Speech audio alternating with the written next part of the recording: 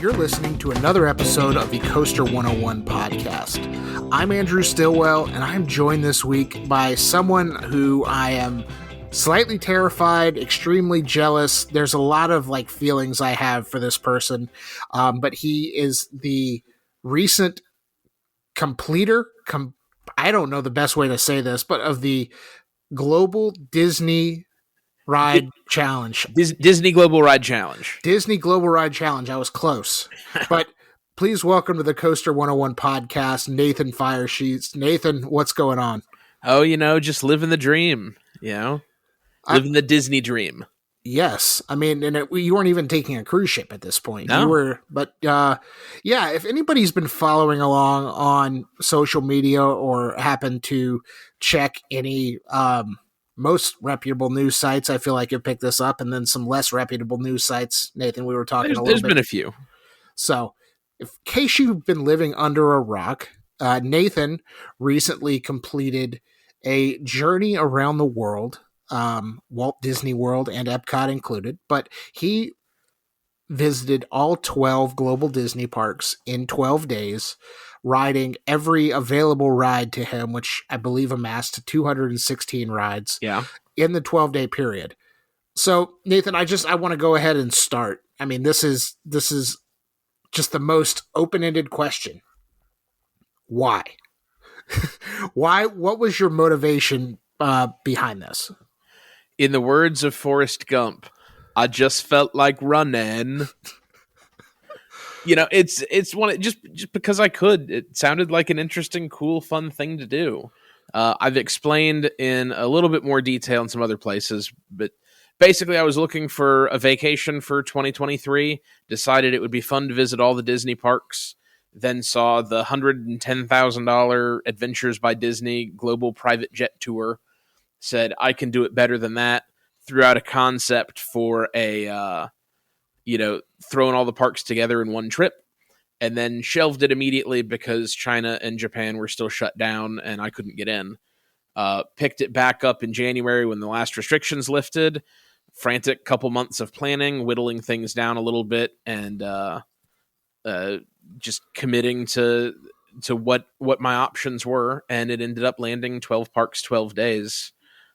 The ultimate Disney vacation. Clearly. And I mean, again, this is no small undertaking. And I'm somebody who I go to Walt Disney World for a couple of days. I have spreadsheets, and I haven't been in several years, so I haven't even begun to understand Genie Plus and Lightning Lane and all this other stuff. What level of military precision planning does it take to not only, fly from, where your home base is, to schedule visits to the parks day after day after day after day, back to back to back for, again, 12 consecutive days. And obviously some of the parks you're probably visiting, multiple parks in a day or making up for lost time. But what was the planning process like? Obviously, COVID probably put a damper on it from a China and Japan perspective, but how did it start where you're like, okay, well, if I go to Paris and then I can go...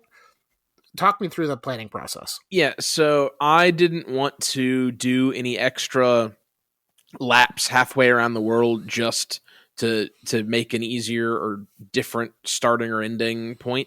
So it always started in Paris and ended in Orlando because I live in Atlanta, and so that meant getting a long, overseas intercontinental flight out of the way beforehand before I started, and that meant a short hop to get home at the end.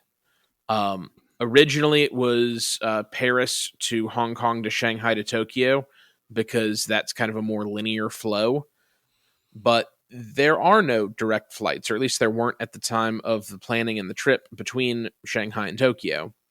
And the terms of the China's visa-free transit policy, which is the only way I could get into China because they weren't issuing tourist visas, basically dictated that I couldn't do that because those flight options would violate the terms of that policy. So I had to go Paris to Shanghai to Hong Kong to Tokyo, and then on to Anaheim and Orlando.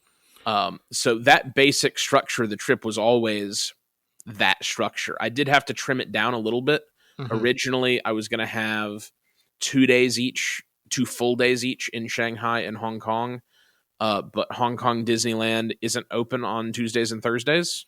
And because of all the COVID stuff, Air France stopped running most of their flights between Paris and Shanghai. So instead of 3 flights a day, they went to 3 flights a week. So I had to basically live with what my options were, or really just make an absolute hash of things. Yeah. And so when you're planning this out, especially on a calendar, did you have like did you have a block of time where you wanted to take off, or were you just like, I'll do whatever it takes in order to kind of make this, plan work? Basically what happened was when I saw the last, kind of stumbling block drop in January that took this from being a dream to a possibility, I then turned and looked at my work calendar and went, where can I afford to disappear for 2 weeks and not have, everything implode? And then once I found that 2-week window, I started looking at, flights and park things and all of that. And one of the things I specifically targeted was scheduling my time at Tokyo Disney on a Tuesday, Wednesday, Thursday, because I knew from a prior visit 5 years ago just how insanely crowded those parks can get. So that was kind of my first mini little anchor point. And then everything around that, we already discussed those other limitations that kind of forced those constraints. What I didn't realize at the time was that basically was forcing my Orlando stint to be the Saturday and Sunday between the 2 biggest spring break weeks of Florida's year. So, when it got time to booking those hotels in Orlando, I was like, why is All Star $250 a night? All Star Sports should not be $250 a night. Never. That said, in a shock, that was one of the most comfortable beds of the trip. I know it was okay. It was a shocker. Yeah, there's got to be a way. I mean, were you staying on site? On site everywhere. Okay. Yeah. Was there a reason behind that, or just convenience and proximity? So a lot of the parks, they have early entry benefits that you get from staying on site, and just being able, especially in countries I'd never been to before, the simplicity of going airport to Disney and then back to airport with nothing else in between just made life a lot simpler and easier. And for something of this level of complexity, every additional point where something could go wrong that you can remove from the equation, you remove it from the equation. So that's why all of my flight segments were nonstop flights. Because again, you don't want to have extra opportunities for things to go wrong.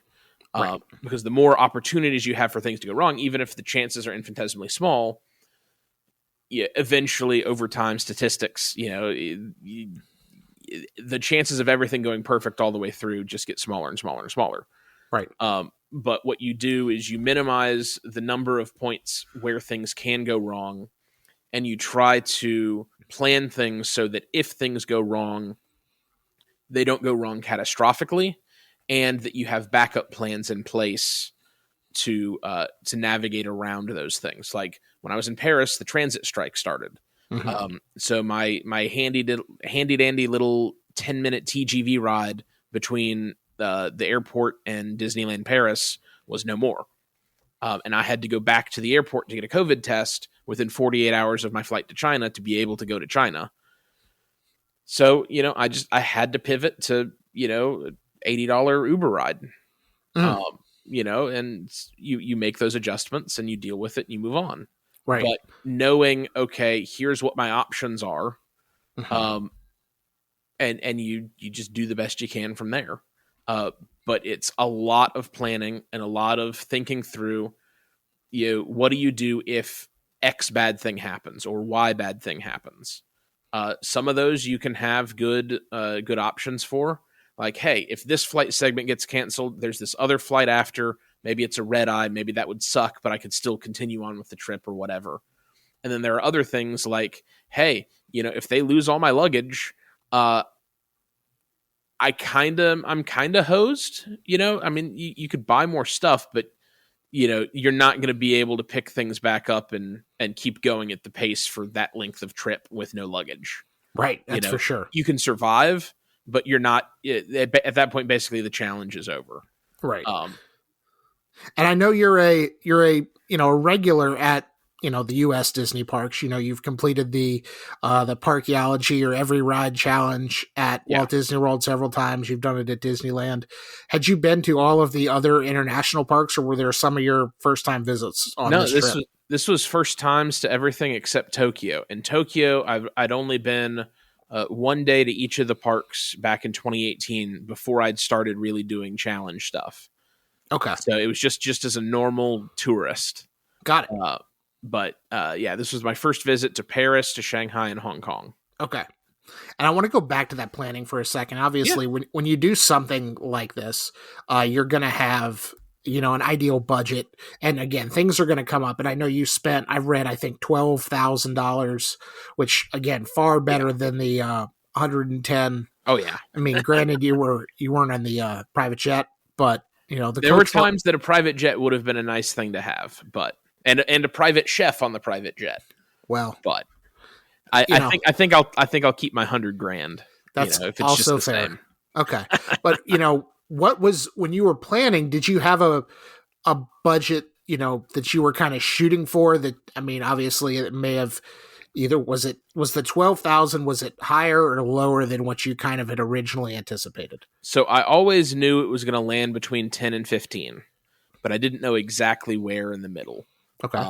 And it's one of those, you get one thing and it goes up a bit, you get another thing, it comes down a bit. And so a lot of people right after I got done were, how much did it cost? How much did it cost? And I was like, I don't know. I got to go add it all up because, I had to make some changes. I had, late in the game, a couple weeks before the trip started, my original flight from Hong Kong to Tokyo got canceled and I had to rebook on another flight that was more expensive and way earlier. Then obviously my California Adventure segment where I overslept, had to pivot to the red eye. That was a bit of a pricey last minute adjustment. But then, certain other things, I didn't end up eating a ton. So that was helpful. You kind of, when you're on the go, a lot of times you don't really want to stop and eat because your body's just in go mode. It's like, keep me hydrated and then we'll deal with it, after we're done going. So that was, a little better than expected. Okay. And then, just, you have to do the final total. What did I spend on, taxis and ancillary things and all that kind of stuff? Got it. Okay. I mean, yeah, I was curious in again, if the level of planning, again, with the level of precision that you managed to pull this off, you said between 10 and 15 and 12 is pretty right there, smack in the middle. So and it could have been a lot cheaper if I had planned further in advance. I literally, from the time I started seriously reconsidering this in any way to the time the trip started was 2 months. So... and I didn't book things instantly. So a lot of this was booked, maybe 4 to 6 weeks out. And I had a couple things in there where I decided to be a little cheeky and try to kind of maximize some credit card sign-up bonuses. And I had to wait a couple extra days for a new card to show up, maximize those points and everything. And in the time that I waited, the price for the thing I was going to put on that card went up by more than what I was going to get from the sign-up bonus from the card. So I kind of screwed myself a little bit on that one. That's all good. And then, booking on top of spring break, all the stuff in the States was way expensive for that. And obviously shorter notice on flights and just all that. If you ever want to travel around the world, book it as far in advance as you can. Noted. Yeah. So as part of your 12-day journey, and I'm sure you know the answer to this question. I don't know off the top of my head. You rode 216 rides. Yeah. How many rides are there? I mean, your goal was to ride everything, and for one reason or another, something inevitably is going to be closed or down for weather or something like that. So most of them were long-term refurbishments, things like that. Yeah. but 216 out of how many? What's the grand total here? So I think maybe 15 rides or so, plus or minus, were Okay. down globally, somewhere in that range. I Okay. did get a little cheeky with the numbering a bit at the end, where I started throwing in things that challenge people wouldn't traditionally consider rides. They were more transport. But I was trying to chew up some clock at the end so that I could time my last ride on Astro for the fireworks. I still didn't eat up enough time, but I took a very scenic route from Hollywood Studios to the Magic Kingdom, taking the Skyliner and then taking the friendship boats in Magic Kingdom, and then taking the monorail to the TTC, and then taking the ferry across to Magic Kingdom. So I counted all those just to kind of keep the thing going, but you don't necessarily always consider, quote unquote, transport as rides, but Right. Everybody was like, yeah, okay. And so it's just stayed at 216. I remember one time when I was a kid, I went to Epcot, and this was right after Test Track had opened. So this would have been probably late 90s, early 2000s. And I get on the parking lot tram, and the cast member goes, "Welcome to the second fastest ride at Epcot." So I'm fully on board for counting the transport in your total here. Okay. Yeah, they certainly weren't mandatory. Transport rides weren't mandatory. Right. But okay. I love it. They were bonuses. Fair. Okay. So I want to ask this is a hard hitting question, and you may get, I know you tried to let Disney know and they didn't call you back. Of the 216 rides, what is number 216? Like, I'll ask you about the best ones. I want to know your thoughts on the not the best one. Without question and without any hesitation, except for the fact that I don't know how to pronounce it. It's the Cars Quatre Roues Rally. It's the little spinny Cars ride thing at Walt Disney Studios. Not the tour, not the Cars road trip. That has its own issues, but the little tiny spinny ride at Walt Disney Studios, that thing annihilated my knees. It was very aggressive. I didn't have the belt buckled nearly tight enough for how much that flings you around. And those cars are tiny and hard metal on the inside. And I just spent that whole time just slamming my knees into the inside of that. Ooh. So that was very, very not fun. And that was early in the trip too. Yeah, that was the day before the challenge actually started that happened. Oh man. Yeah, and my knees were not in good shape after that, and they gave me issues, all throughout. But I think that was largely to blame. That it was either that ride or the bed at Sequoia Lodge at Disneyland Paris that was so firm that I legitimately wasn't sure if it was just a box spring. It was so bad. Nice. I would strongly recommend that anyone who's going to Disneyland Paris not stay at Sequoia Lodge. Spend a little bit more money and stay literally anywhere else. There you go. Heck, save all your money and sleep on a cot in the parking lot. It'd be more comfortable. Okay, so we've talked number 216. Yeah. And I think I know the answer to this question, but do you have a new, maybe let's do it this way, because again, you've been to some of these parks and I know you've got a favorite, but what is the number one ride? What do you think is the best and what is your favorite? And maybe those are the same ride, maybe they're not. So I have not fully done a reckoning on absolute best ride. Okay. What I can say is the most impressive new ride that I experienced was Enchanted Tale of Beauty and the Beast at Tokyo Disneyland. Those animatronics are beyond top notch.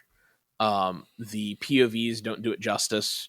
They make it feel like you're hanging in each of the rooms for way too long. But when you're in the rooms on the rides, you're glad to have that time in each of the scenes because the animatronics are just so stunning. Mm-hmm. It is a really great ride that I happily paid the $15 or $20 or whatever it was for the premiere access to go back and re-ride several additional times. Hands down, that was the winner. Okay. Now I did have several other rides that I did really, really enjoy. Big Grizzly Mountain at Hong Kong Disneyland was probably, one of the better coasters. Obviously I like Tron. Tron is awesome. Mystic Manor, also at Hong Kong Disneyland. Super cute, super cool dark ride. I wish we had more stuff like that in the States. But animatronics alone, I think, take Beauty and the Beast. I mean, they between the super emotive Beast, both in the pre-show and then on the ride itself, to the transformation scene that they do right in front of your face and you still don't know how it happens, to the waltzing scene at the end, like getting animatronics to dance and have it be good is just, it's mind blowing. You have to experience this ride. So I've got a question for you. Yeah. There's this stigma, I feel like, especially in the United States, that's kind of like, be fair to the United States, really, when it comes to the Disney parks. Is the level of attraction, I mean, I don't think it's a broad term, again, because your least favorite attraction is at Disney Studios Paris, but do you think the level of attraction kind of across the board internationally is better than the attractions we have here in the United States? I think it varies, and I think a lot of it is going to come down to your particular taste and how fluent you are in other languages. So I think that Disneyland Paris Pirates is the best Pirates. I think that the pan rides that we have in the States are the worst of all the pans. Literally everybody else's pan is better than the two pans that we have. Tokyo has the best poo, but there's a lot of other variation. One thing that I saw with the international rides is there are more, or I don't even know if I would say there are more. It's just there are some really cool, unique things that they have that we don't, but then there are a lot of things that we have that they don't. So, there are 12 Disney parks around the world. 6 of them are in the United States. So you do have to keep that in kind of in the back of your mind. But at the same time, of the 4 that are in Florida, 3 of them have very, very few rides. This is true. So, you've got that kind of going as well. I think the attractions definitely do vary. I was very much, and I always have been, a big Disneyland person. Mm-hmm. Always Disneyland over World for many years. I think most of the common attractions they have between them, I prefer the Disneyland version. I'm still coming to terms with the reality that some of the international versions of some of those rides are better than the Disneyland version. And I haven't quite worked through all of it yet. I mentioned Pirates and Pan, and so heck, even I think the Tokyo version of Haunted Mansion is maybe the best Haunted Mansion. But that goes back to your fluency in foreign languages, because the narration is not in English. So, the ride itself, the visuals and all that might be better. But if you don't speak the language that the ride is in, it's a little bit harder to kind of get into the story of the ride. And my preference, I actually preferred, if I'm not going to understand the ride, I don't want to understand any of it. Paris does a thing that to me felt really jarring, where basically every other line switches between English and French, or they'll have one character speak English and one character speak French. And that was really jarring to me. I would much rather just the whole thing be in French than it go back and forth like that.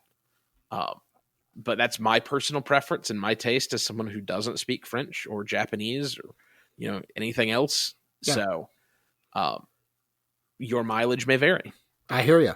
Okay, I do want to talk a little bit about that since you brought it up. I mean, again, half these parks, they're in foreign countries from the United States. You know?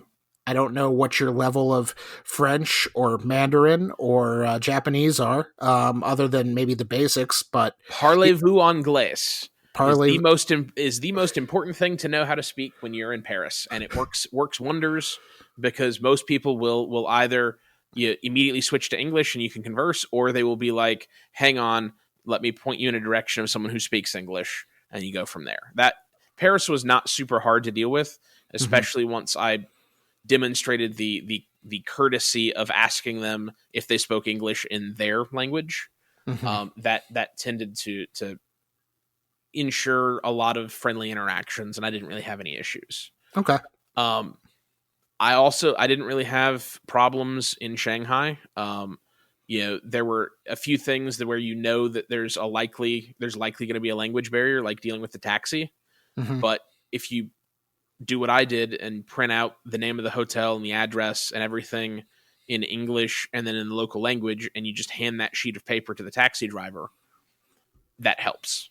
Hotels and things like that, they have people that speak English, because it's a big international destination.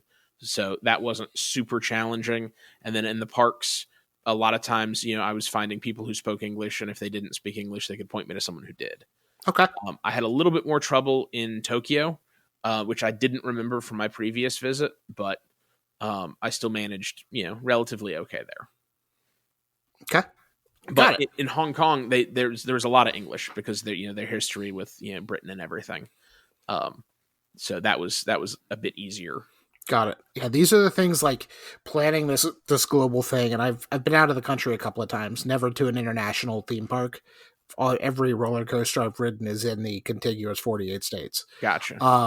So it is something like you think about that. It's like, am I going to be able to, communicate even the basics? And I like your solution of printing out the hotel name in English and also in the local language and giving it the taxi driver. That's perfect.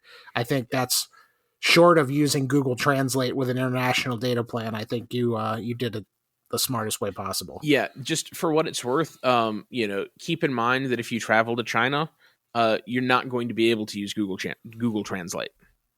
Got it. So that's one of those fun little things. Huh. I love it. So I want to talk a little bit. We've got some questions from social media, but I want to talk a little bit about your kind of history with these challenges. And I know you, as I mentioned earlier, you've done the Parkeology or the Ride Everyone or the Ride Every challenge. Depends on who wants to brand it at any given time, I feel like. And you've done that. It's two separate kind of, challenges. The Every Ride community spun off from Parkeology. They had some disagreements about what certain rules should be and how to adjudicate certain things, and so they kind of spun off and they kind of do their thing, and Parkeology kind of does their thing. Got it. Some people run both. I've done both at different points in time, for different reasons and things, and I think there are people that do both and do both well, and we will leave kind of the rest of that at that. Okay. Dare I ask what the differences are, or is that another conversation for another day? I mean, at the most basic level, the Every Ride Challenge does not believe that the rafts are a ride. That get to Tom Sawyer Island. They believe that the attraction is the island and that the rafts are transport, and so shouldn't count as a ride. They believe that if you get a multi-experience pass for a ride going down, that you should be able to use that on any attraction and not just the one that it was originally for. Parkeology says that, you should just use it for the original one because they don't want you stacking a bunch of multi-experience passes, when a ride breaks down and then basically just using those to walk onto rides. Every Ride allows the use of hard ticket events and things like that, though they have spun those off onto a separate leaderboard.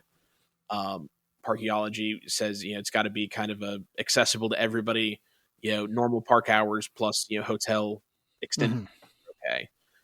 Every Ride allows the use of, glitches and things like that might allow you to pick up, like to double stack lightning lanes or to get kind of what they call like a golden ticket or a golden multi, where a ride breaks down and you get a multi, and then you do some other shenanigans, and then you can pick up a lightning lane for any ride and walk in and scan it, and it'll turn green no matter what time the return is.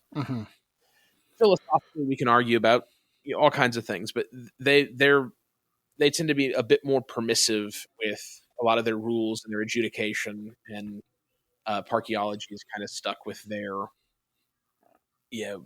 here's how we did it. Because the Ted and Shane, who started Parkeology, they didn't set out to create this huge thing for the masses for everybody to do. Mm-hmm. Decided we want to ride all the rides and film themselves doing it. And then a bunch of people came and said, hey, we want to do this too. What are the rules?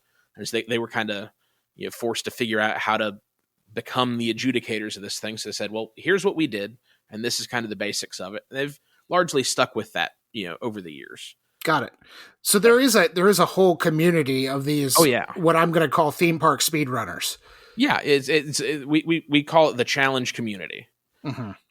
But yeah, there's a big old group of folks that like to do this. It's really in the last 6 or 7 years. I think the earliest runs may have been like in the 2016 range. Mm-hmm. I started the end of 2018. But this has really started kind of being a thing. But yeah, go check out parkeology.com, look at their history. They've got their original run video and all the rules, their Hall of Fame and everything. It's cool. Yeah, and if I can throw a plug on my own podcast, I mean, I interviewed Ted and Shane several years ago, so go to Coaster101.com and check, search the word Parkeology and you'll find it. But Nathan, what led you to kind of get involved in this community? Obviously, again, you're a Disney parks fan. See, so that's another thing is I'm not really a Disney fanatic. Okay. A lot of these articles keep calling me a Disney super fan, I'm a theme park enthusiast. I like roller coasters. So I visit theme parks and I do all kinds of things. And I got to a point a few years ago where I felt like I'd been to everything in the States and I was really just like, just going after the chaff.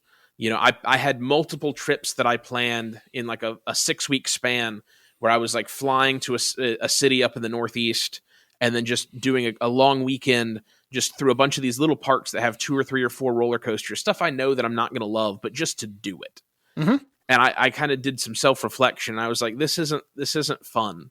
Like, this isn't enjoyable to me just to check these things off just to have done them. I need to reevaluate who I am as a theme park and roller coaster enthusiast and what I really value and what I enjoy.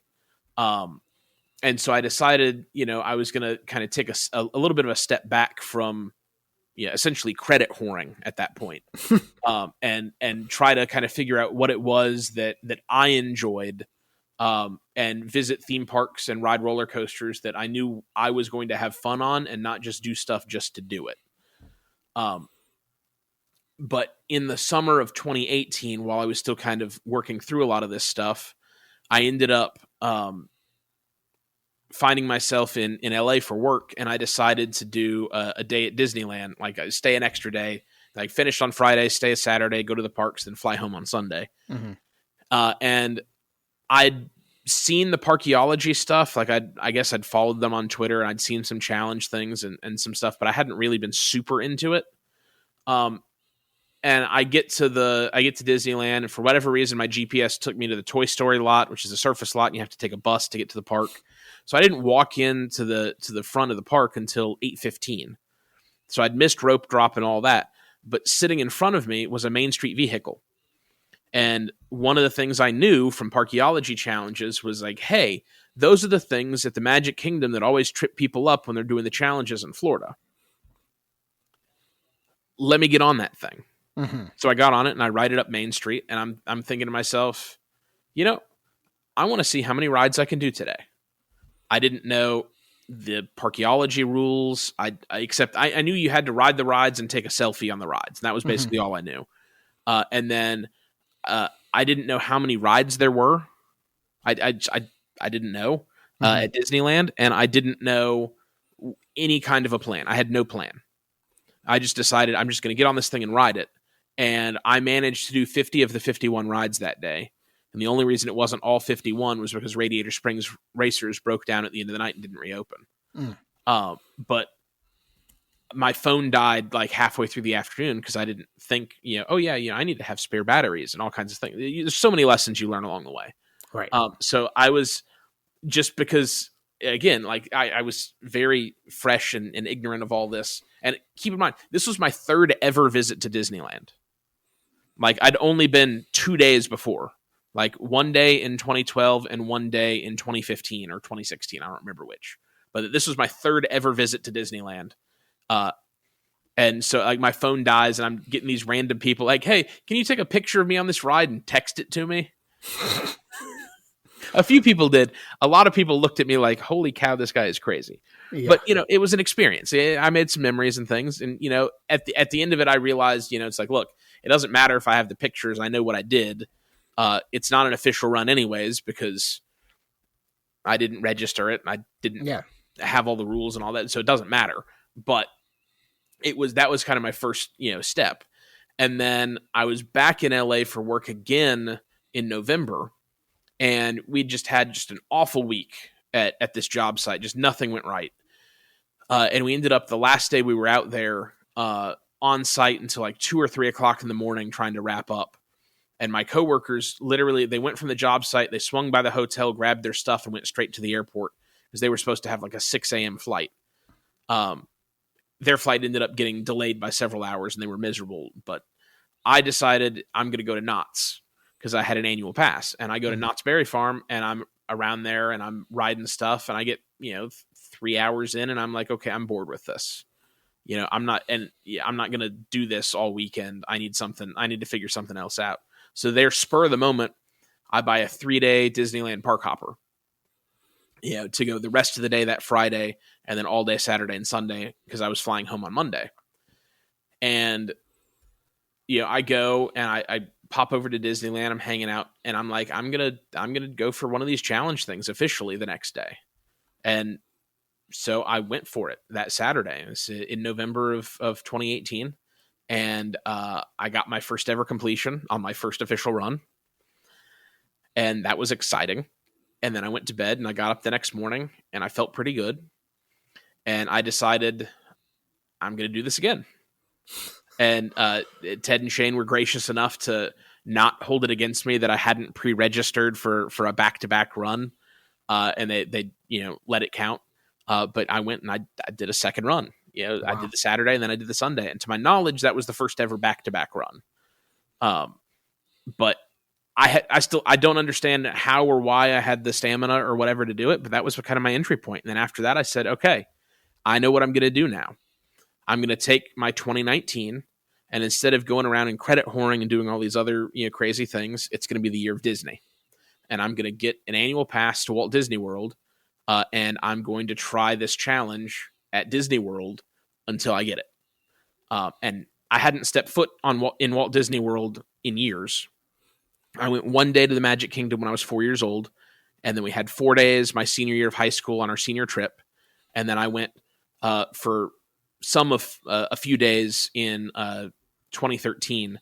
I had a whirlwind 11-day stint where I visited all 4 Disney parks, both Disney water parks, both Universal parks, their then water park Wet and Wild, SeaWorld, Aquatica, Busch Gardens, Tampa, 3.5 days at a convention. And then I read, because I wanted to be prepared because I hadn't been, and I hadn't seen all the stuff, and I'd never done it before. I read all 7 Harry Potter books cover to cover in that same 11-day span. Because I was going to Universal and they had the Harry Potter land and I needed to know what was up. Do you sleep ever? Like that's the craziest thing I've ever heard in my life. I mean, but like that's the thing. It's like, that's what I am. Like if I'm going to vacation, I want to get the absolute most out of whatever it is I'm doing, because I can sit at home and read a book. I mean, granted, I was reading Harry Potter books, but I bought a Kindle and I read in line. Okay. Like that was the thing that I was doing at the time, because you could write everything with a Kindle stuffed into a cargo pocket back then, and it wasn't really an issue. It's a bit of an issue now, but it worked fine then. But yeah, if I'm just gonna read a book or watch TV or whatever, I may as well just sit at home. Mm-hmm. But if I'm going somewhere, if I'm spending the money for theme park tickets or hotels or flights or all this kind of stuff, I want to get the absolute most out of it that I possibly can, and that means go. And, you sleep when you can, whatever. Like, yeah, I'm here to have fun and do stuff. So I have the fun and I do the stuff. I love it. That is a solid, I'm here to have fun and do stuff. So I have the fun and do the stuff. That's like, almost, that's like the first line of an autobiography that I would absolutely buy. So, remind me to print that on a t-shirt. Yeah, for sure. We'll put it in RT Public and we'll sell it on your behalf. There you go. Before I get into the Twitter questions, you did kind of hint at what you think might be your next kind of white whale mega journey, which could be of particular interest to coaster enthusiasts, the credit whores among us, if you will. Yeah. Now, hopefully the eagle-eyed viewers noted the name that I labeled the map with at the end of it. I didn't. Was it April Fool's? Oh yeah. Well, anyway, forget I said any of that. I got on the internet on April Fool's Day. Now, yeah. That being said, we can still mention this. So what I said was basically everybody had been asking me, now that I've done the Disney Global Ride Challenge, what's next?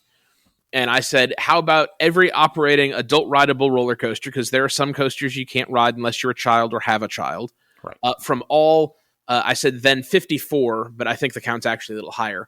54 chain-operated theme parks in the United States, which would be Disney, Universal, SeaWorld, Busch Gardens, Six Flags, Cedar Fair, Hershend, Merlin/Legoland, Palace Entertainment, which is a subsidiary of Parques Reunidos, and then IB Parks and Entertainment, Fun Spot, and then I think Premier.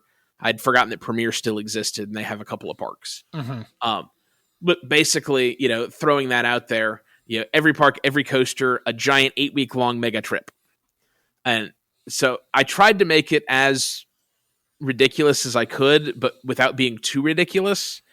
And I think I erred on not making it quite ridiculous enough because a lot of people thought this was real. Yeah. I had, myself included. I had people offering to hey, let me know when you're coming to this park. I want to meet up and ride stuff with you. I had a couple people that were hey, let me know when you're coming to the city. You can stay with me. People that I'd never met before, haven't interacted with. Just stranger, come stay in my home. But yeah, I made a whole map for this route, and this isn't this wasn't an elaborate thing that I'd been planning out for years and years and years. I thought of it Friday night. Started trying to figure out what all the park chains were. And then while I was waiting in line at Busch Gardens on Saturday, I kind of started, tweeting all this out. And then after I got back to the hotel, I threw this map together. But if you pull up the map, the label of the map in the corner is the April Fool's trip. It would be just an absolute ludicrous thing to do. A coaster enthusiast's dream, except for the fact that I'm skipping several notable independent parks. There's no Knoebels on there, which to a lot of people would be a travesty. Also no Waldemere because Ravine Flyer 2 is epic, fantastic. But, I had to draw the line somewhere with chain operated theme parks. Okay, because if we start getting all the one offs, Hershey and just all that, it adds up very quickly. Yes, but this was the big thing, and it got a lot of people.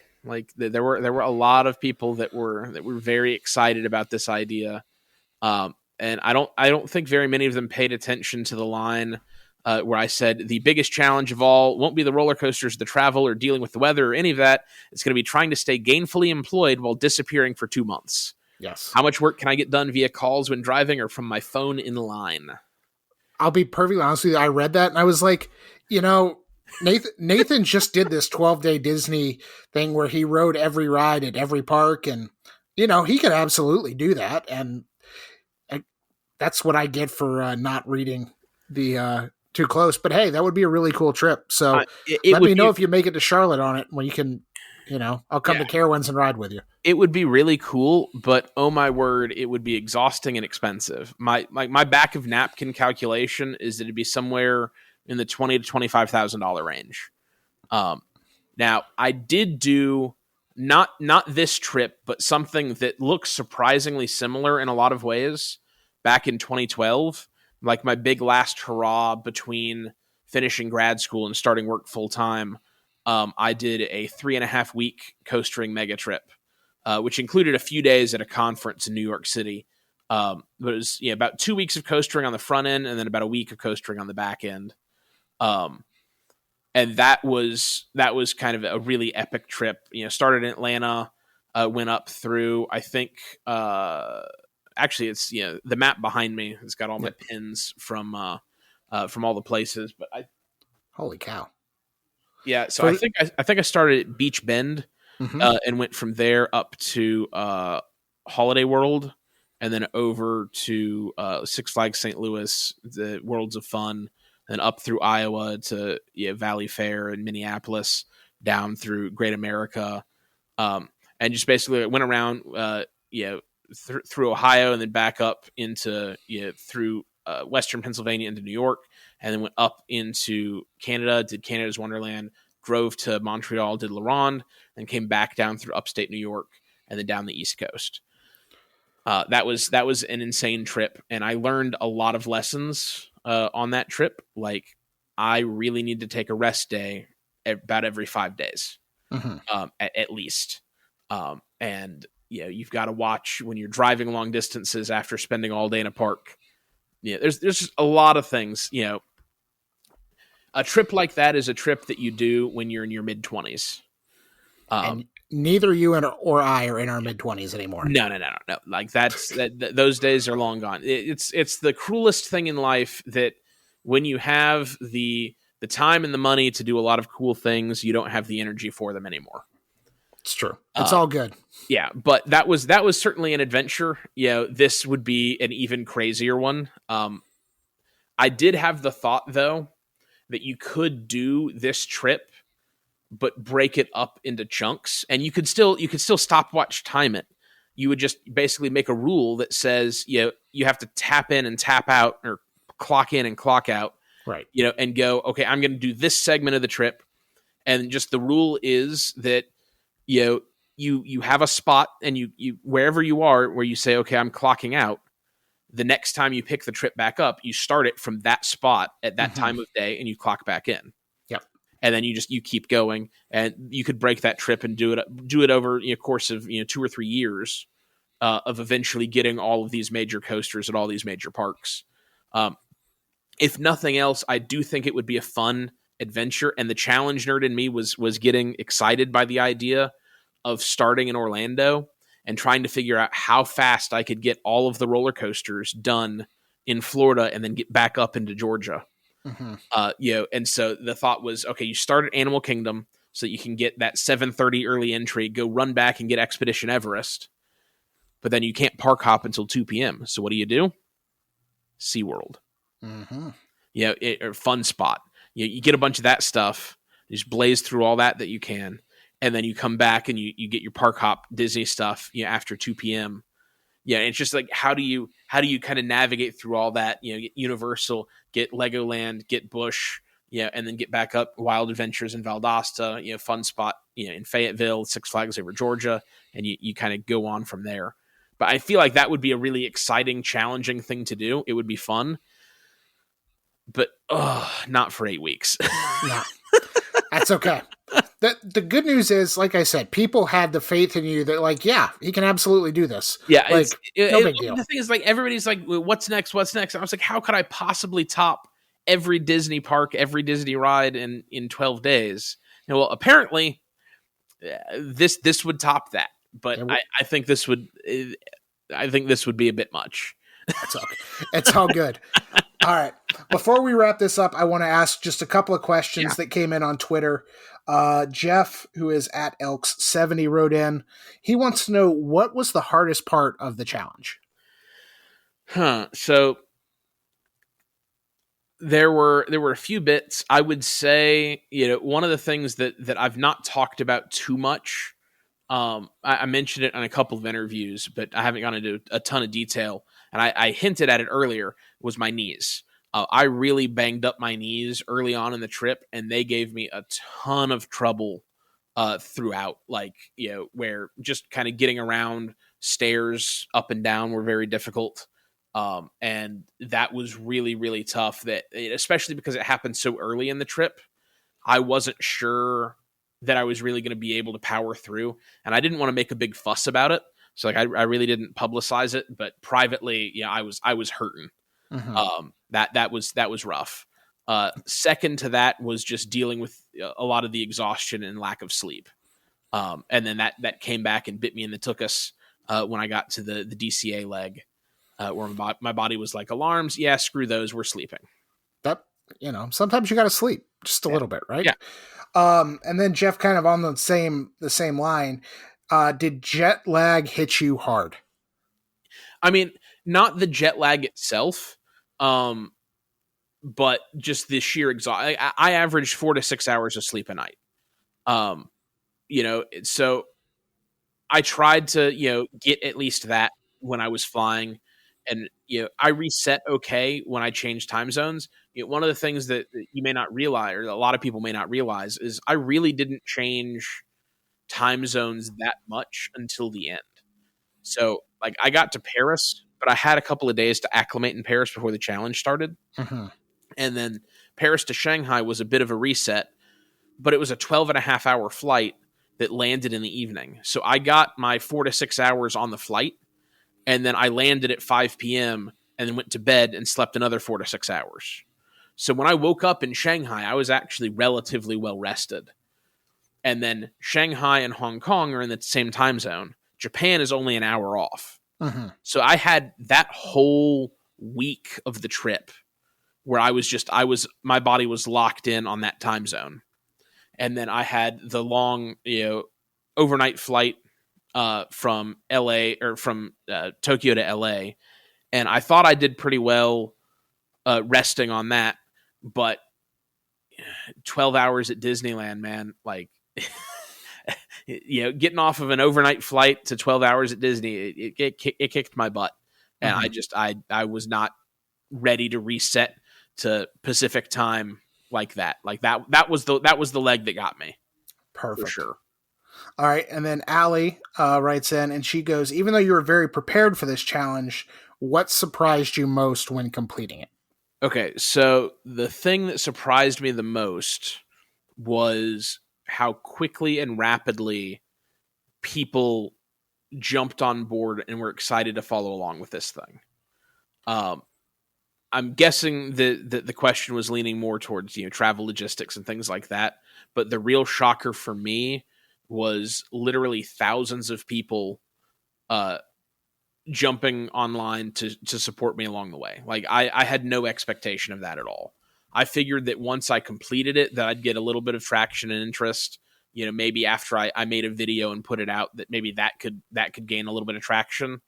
But to have the very first day that I was in the parks, somebody notice a silly little sheet of paper I taped to my backpack and have that go viral.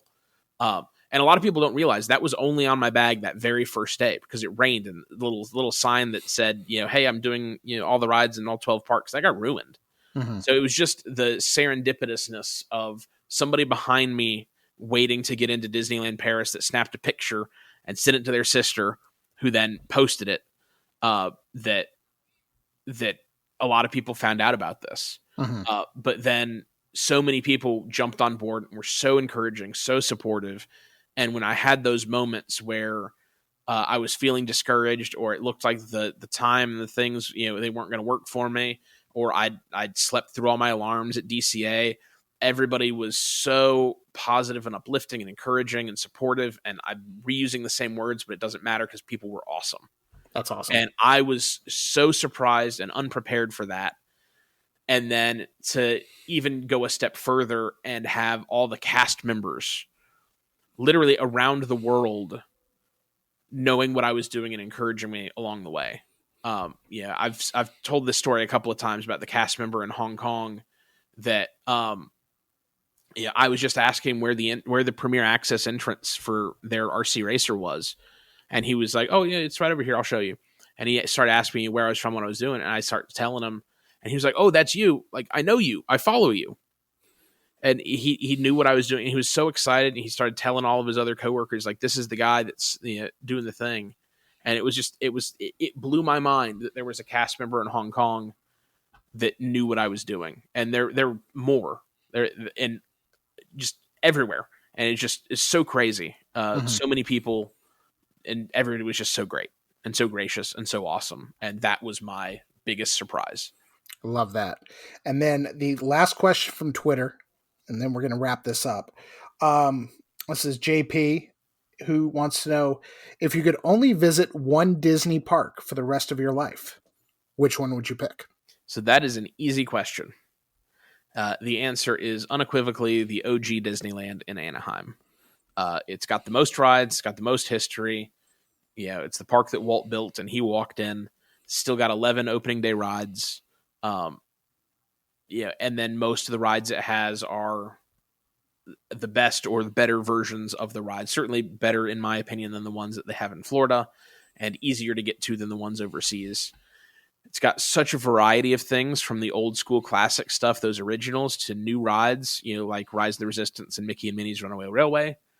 It's got 2 different nighttime spectaculars because they have Phantasmic in addition to the castle show, whatever that castle show may be. And it is a mere hop, skip, and a jump away from another park that's got several of my favorite attractions in it as well, and another excellent nighttime spectacular. So OG Disneyland. To me, it's no contest. Okay. Well, I respect that answer. I've only been to Disneyland once. You should go more. I should. Travel's expensive, and so is planning a wedding, and so is moving. Anyway, just sell a kidney. Sure. Anyway, if you want to buy my kidney, I'll drop my Venmo in the show notes. But Nathan, where can our audience find your videos, ramblings, musings? Where can the folks find you online? So I am on Twitter and YouTube. Same username. It's at A Coaster Story. That's A_coaster_story. Yes, the underscores are important. Yes, they are silly. Yes, it makes it harder to find me on YouTube, but the words A Coaster and Story are so generic that if I didn't have the underscores, you wouldn't find me either. If all else fails, just Google Nathan Firesheets. All my stuff shows up now. But yeah, Twitter and Twitter's the best way to kind of find me. And then YouTube is where I will be posting videos. I have many terabytes of footage to sort through from this, so please be patient. I have a full-time job and several other travel adventures scheduled. It's going to take me a while to get all the footage cranked out and turned into digestible content. But eventually that's where it's all going to land. You mean you have a full-time job and coaster content creation doesn't pay the bills? Go figure. I'm not even monetized. Are you kidding? Like this is a thing that I do for fun, like, I mean, it's like, I will say there are people that are like, oh, he's doing this for attention or wants to be an influencer or whatever. It's like, I'm doing this because all of my friends and family always go, hey, like, you keep going on these cool adventures. Like, we want to see and experience stuff.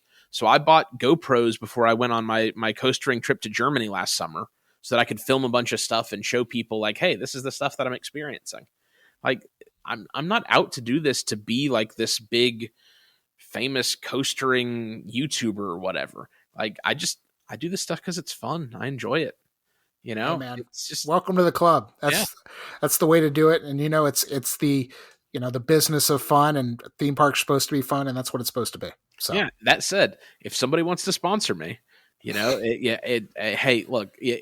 If somebody wants to give me money and I can use that money to go pay somebody on Fiverr to sort through my 5 terabytes of footage, hey, I'm not gonna say no to that.